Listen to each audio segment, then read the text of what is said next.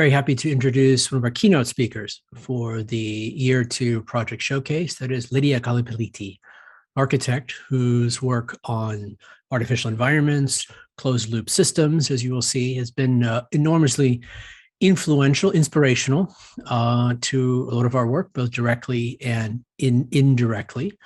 In many ways, the research that we have been conducting over the past 2 years can be understood as a kind of design research of systems, but one that is idiosyncratic, to say the least, to some of the conventions of that term. And as you'll see, as you watch some of the other projects presented, particularly in Year 2, it defines systems, we define systems in many different ways, but not necessarily as a self-encapsulated entity, like a cell, nor in terms of kind of mindless emergence. That is, the openness versus closedness of a system may be understood as the core of what a system even is. And furthermore, the role of self-reflexivity, governance, self-artificialization are likely seen not as contaminations of the system, but as in fact what the system does. And so with that, I will allow Lydia to tell us more. She is a professor at Cooper Union, and the architecture of the wonderful book, Architecture of Closed Worlds, or What is the Power of Shit? With that, Lydia. Thank you so much for having me. I'm always extremely happy to join you. I think the work is astonishing and super deep. I do hope that my small presentation has something to offer, but I hope we have some time for questions. Benjamin, is that the case, or are we moving through presentations? We'll probably leave the question. What we'll ask people to do is put the questions in the chat, and we can go along with this. But we want to keep a little bit of a okay, because I love your questions. I love all questions coming from these students and. Let's keep them coming. Okay, wonderful. So I'm going to share my screen and share the sound. I have a small share computer sound. I have a small video which is not as good as yours, but still it's a video that hopefully has something to say. So I'm starting from this, and some of you may have contacted me on the book, The Architecture of Closed Worlds, but I'm not going to speak per se about the book, The Architecture of Closed Worlds. I'm going to speak more about the subtitle of the book, which is a much uglier subtitle, What is the Power of Shit? And in this book was an ongoing effort to rewrite the history of 20th century architecture, design, and engineering via the conceptualization, production of spaces as closed systems. I have argued through a number of studies that discussions about global warming, recycling, sustainability have emerged as direct conceptual constructs related to the study and analysis of closed systems, how we contain life, and the idea of how architecture produces nature. So basically, it documents a disciplinary transformation and the rise of a consensus in the form of what I tentatively have called in the book a type of synthetic naturalism, wherein the laws of nature and metabolism are displaced from wilderness to the domain of cities and buildings, to the domain of design.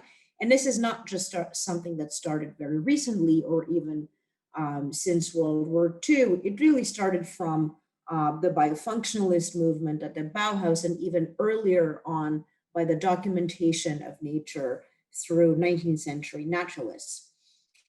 In any case, the title, the first title, as I said, is inspired by the very famous book of Rainer Banham in 1969, The Architecture of Well-Tempered Environments.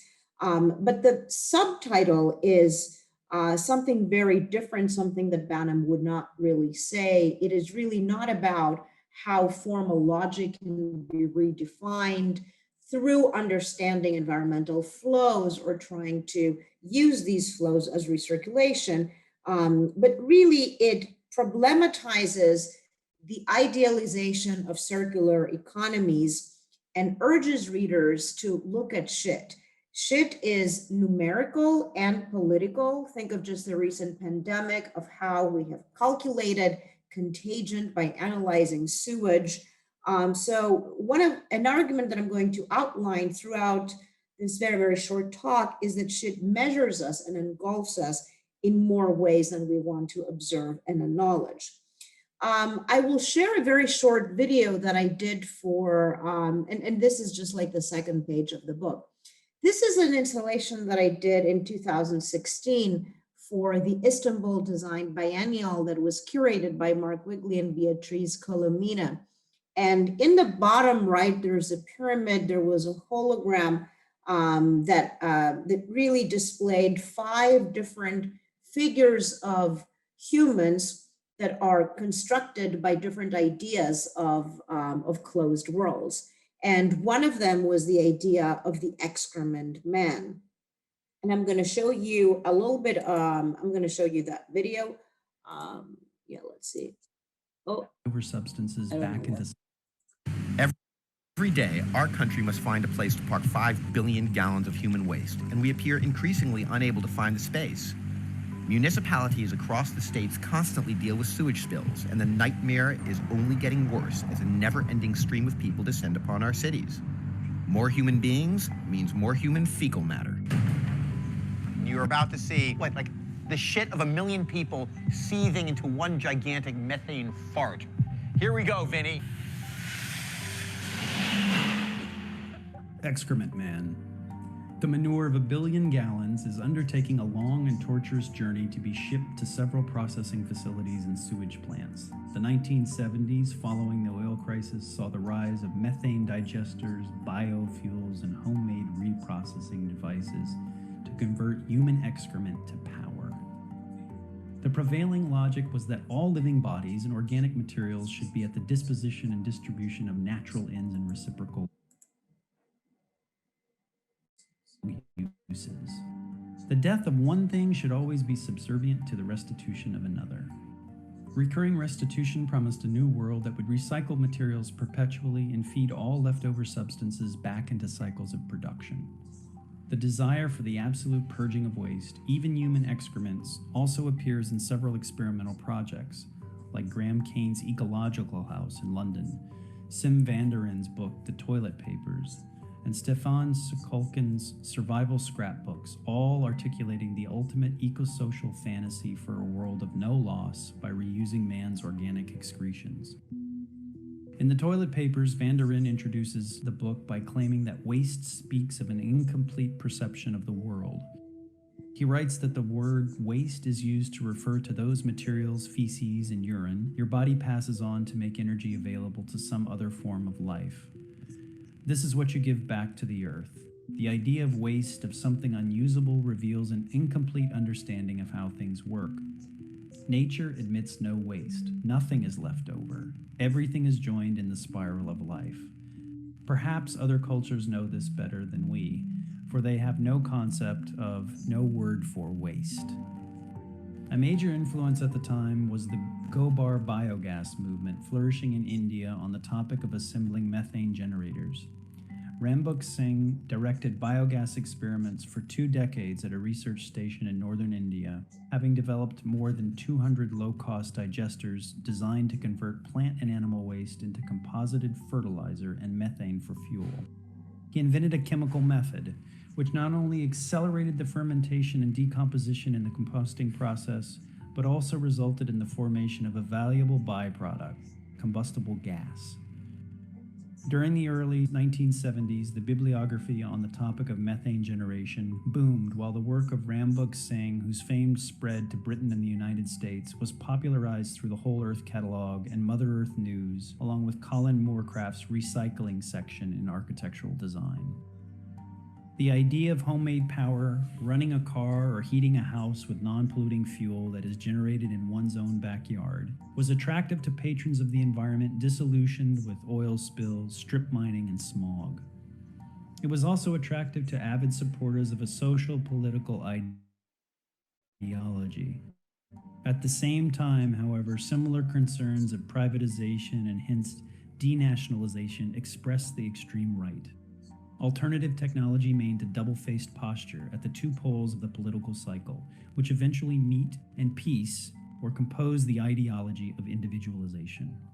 Thousands of farmers and retailers are doing the same thing with this new global product. Human fecal matter is being used in tons of ways all around the country and the world. An estimated 10 million Chinese farmers use raw sewage to irrigate and fertilize cropland, and they've been doing it for thousands of years. Wine vineyards grow their grapes on biosolids. This ski resort in Arizona uses poop water to make snow. You may have flushed it down the toilet, but it doesn't go away. This is the beginning of the zero-waste society.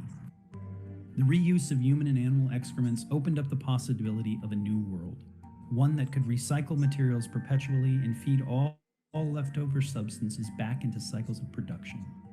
These efforts recuperate an ancient mystery of material transitions and invocation of infinity through the perpetual transformation of matter. So every day, this is just to continue on that. This is a diagram that I drew a very long time ago when I was a student, from based on the work of Hungarian psychoanalyst Sándor Ferenczi, who used to work with Freud. And he argued that shit and me exhibit basically two sides of the same coin. Shit, as he argued, is ejected from the body and rejected by the psyche, whereas money is introjected by the body and accepted as a highly desired form. Nevertheless, both entities derive from the same prime matter in a process of serial transformations, where shit assumes different kinds of material states and roles all the way to money. Mud is shit deodorized, sand is mud dehydrated, pebbles are sand hardened, and coins are pebbles unearthed. The affinity between shit and money, between capital and excrement, has been a pervasive subject of historical investigation. Roman Emperor Vespasian invented the phrase, as you see on the screen, pecunia non olet, money does not smell, to explain the taxation for the usage of public urinals in order to expurgate the dishonorable act of defecation. So from the experimental processes of alchemists to Freud's anal sadistic phase in the individual psychosexual development, recycling shit to money is as much a subject of theoretical analysis as very much a factual constituent of capitalist production. Waste needs to go away, and the very process of purging, transporting, and carrying it into oblivion, carrying all that is worthless, is utterly profitable. As Ferenczi argued, money is dehydrated filth made to shine. In recent history, the latest market bubbles grow from the exchange of carbon dioxide emissions between countries in compliance with the Kyoto Protocol. Future market bubbles are prognosticated to rise from the trading of urban waste. Congested metropolitan environments like New York, for example, produce massive amounts of solid waste and sewage that is then transported out of the city. The purging of this waste is invisible to our perception, yet it generates capital for those who manage and transfer the raw materials. New York City, in particular, is home to more than 8.5 million people who create an enormous amount of poo. As reporter Oliver Millman writes in The Guardian, a substantial amount of the city's shit is expelled to Birmingham, Alabama, with this train, causing major stink methane clouds 900 miles away. The treated sewage, euphemistically known in the industry as biosolids, travels by this poo train to a landfill west of Birmingham, causing what the locals and the mayor's office call the death smell. Since the Environmental Protection Agency decided in 1988 that it was not a great idea to dump shit into the ocean, where to put New York's fecal matter has become a very big challenge. The city creates around 1,200 tons of sewage every single day. In Alabama, the avalanche of northern poo is part of a wider concern over the environmental risks of residents, particularly the impoverished and people of color. Further south, a landfill bordering the majority of African-American settlement of Uniontown contains 4 million pounds of toxic coal ash and welcomes other debris from 33 states. The dismissal of such environmental concerns of Alabama residents, mostly residents of overwhelmingly African-American communities, has been reported as a case of civil rights and environmental racism.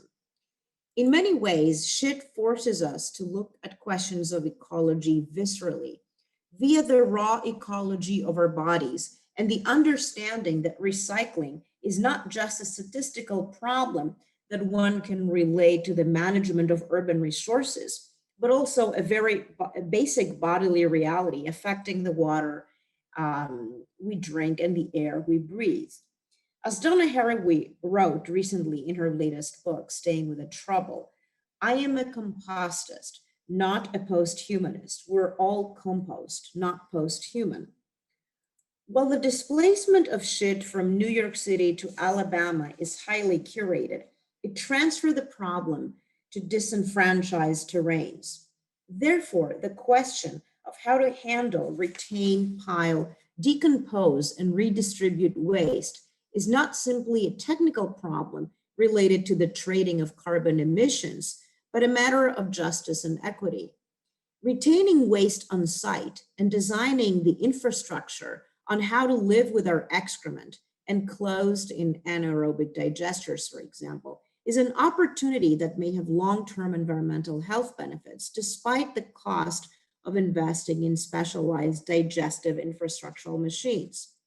Indigenous cultures have long pioneered the management of waste without ignoring it or expelling it. In designing, however, infrastructural machines that recycle waste to energy as inhabitable living spaces, the premise is that humans can coexist with the material consequences of their living processes. In the toilet and garden that you see in this image, feces are separated from urine and digested in an integrated toilet and garden and social auditorium space. Human excrement becomes nutrients for soils and produces methane to power a hydroponic, aquaponic garden. The toilet, therefore, becomes a central space of politics and for the life support system, for the social dynamics and attitudes toward ablution spaces that would no doubt change. Foreseeably, this possibility could compel us to reinvent the politics of our territorial dimension.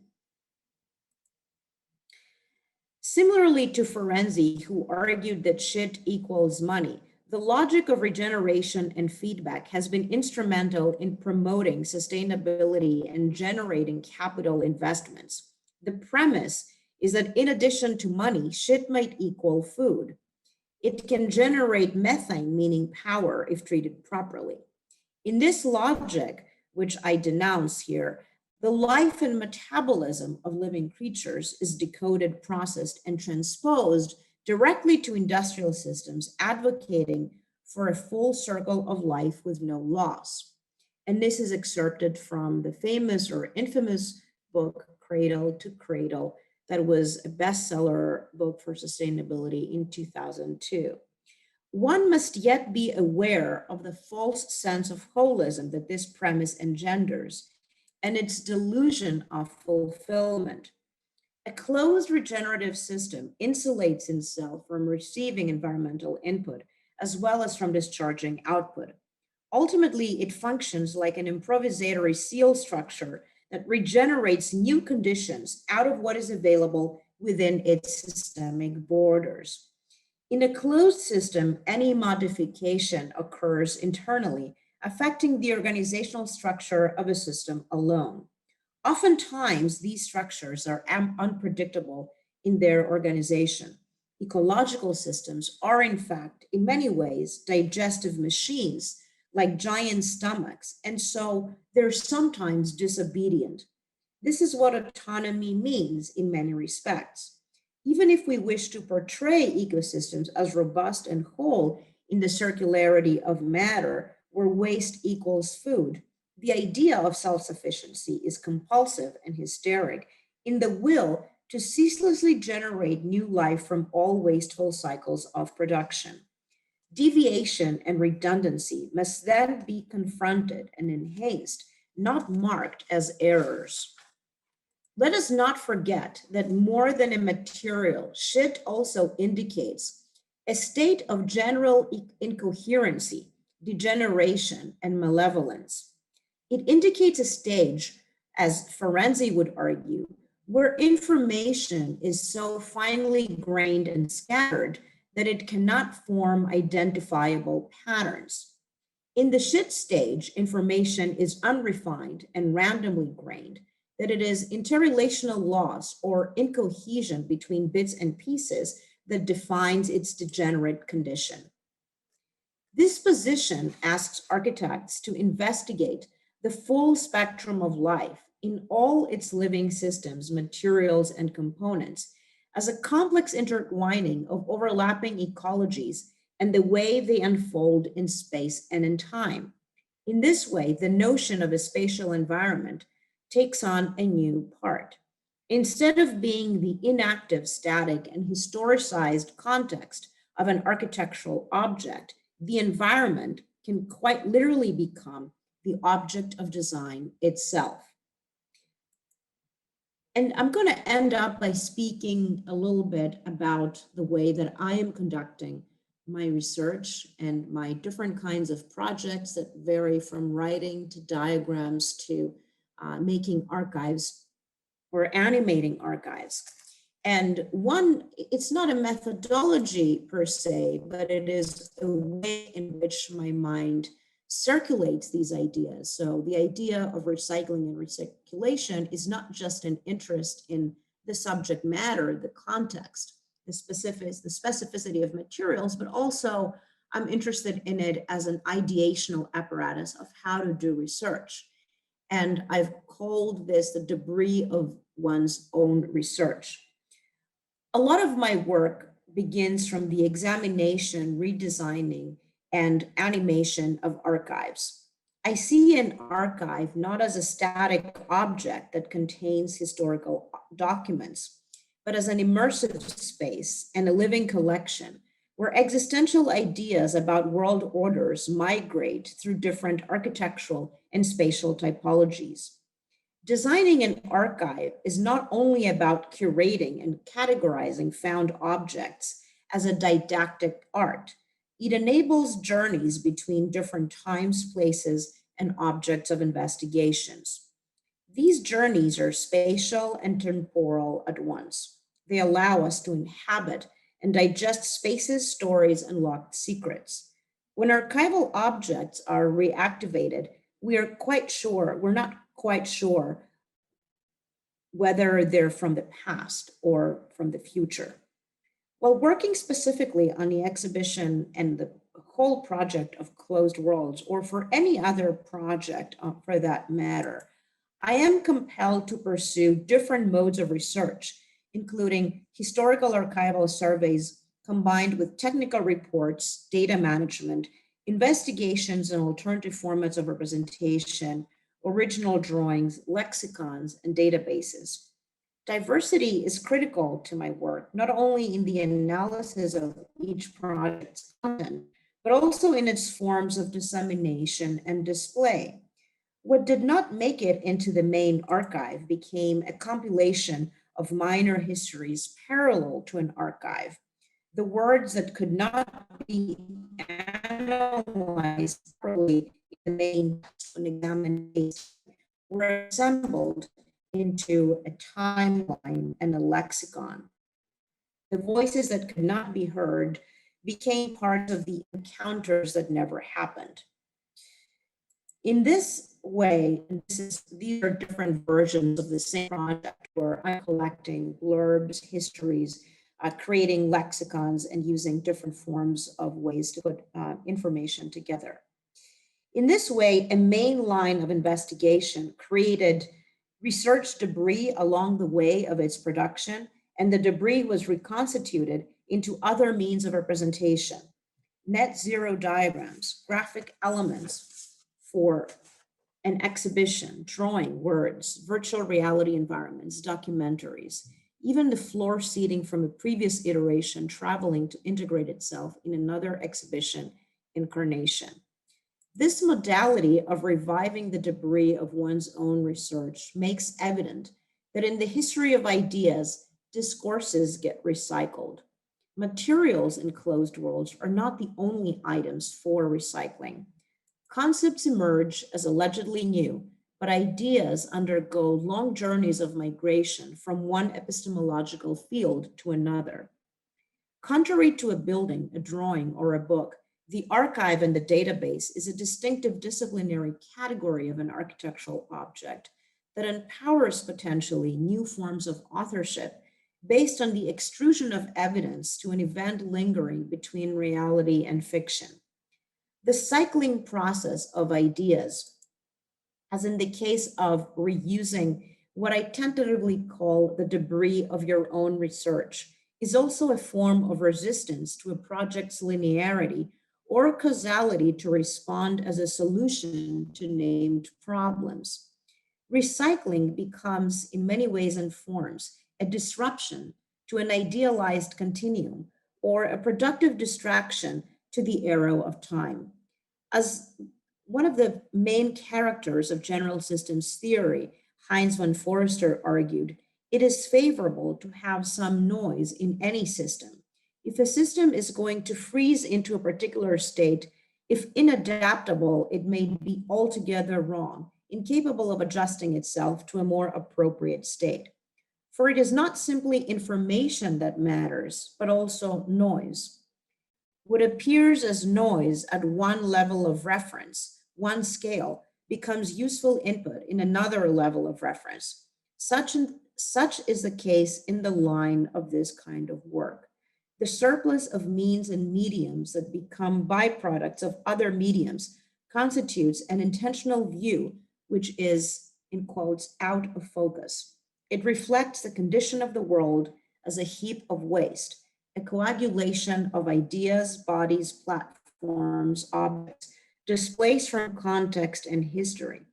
Our world of climate emergency, health crisis, and social inequity. Thank you.